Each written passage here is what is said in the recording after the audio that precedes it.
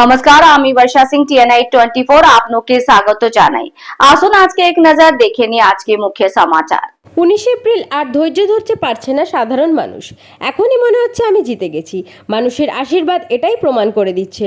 মঙ্গলবার একদিকে তীব্র তাপপ্রবাহ, অন্যদিকে নীলপুজো উৎসব। তীব্র তাপপ্রবাহের মধ্যে জোর কদমে নির্বাচনী ভোট প্রচার চালিয়ে যাচ্ছে নদিয়া শান্তিপুর বিধানসভার বিজেপি প্রার্থী স্বপন দাস। গলায় গেরুয়া বসন, মাথায় টুপি পরে লাগাতার চালিয়ে যাচ্ছেন মানুষের সাথে জনসংযোগ। হাটে বাজারে মাঠে ময়দানে সর্বত্রই তার নির্বাচনী চলছে ভোট প্রচার। আগামী 29 এপ্রিল রাজ্যের বিধানসভা নির্বাচন, তার আগে এক ফোটাও সময় নষ্ট করতে নারাজ এই বিজেপি প্রার্থী। গত বিধানসভা নির্বাচনে বিজেপি প্রার্থী ছিলেন লোকসভা কেন্দ্রের বিজেপি সাংসদ জগন্নাথ সরকার। তিনি জয়যুক্ত হওয়ার পর বিধায়ক পদ থেকে পদত্যাগ করে বাহাল রেখেছিলেন তার সংসদ পদ।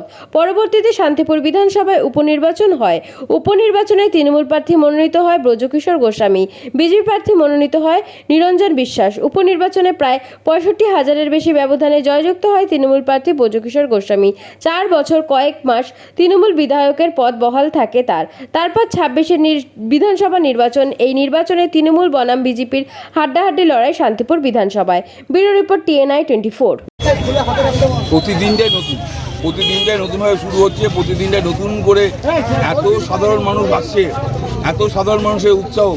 তারা পারলে এখনই যেন চিন্তা করছে 29 তারিখে যেন এখনই আসে। আচ্ছা, শুধু কি হরিপুর অঞ্চলের বাসিন্দারাই আছেন নাকি অঞ্চলের গ্রামের মানুষ আছেন নাকি অন্য জায়গার অঞ্চলের আছে? পুরো হরিপুর অঞ্চলটা যা বোঝাই সেই অঞ্চল।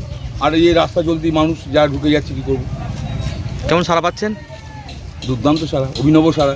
এরকম সারা আর কে পাচ্ছে তা জানি না। ফল কেমন আসতে পারে?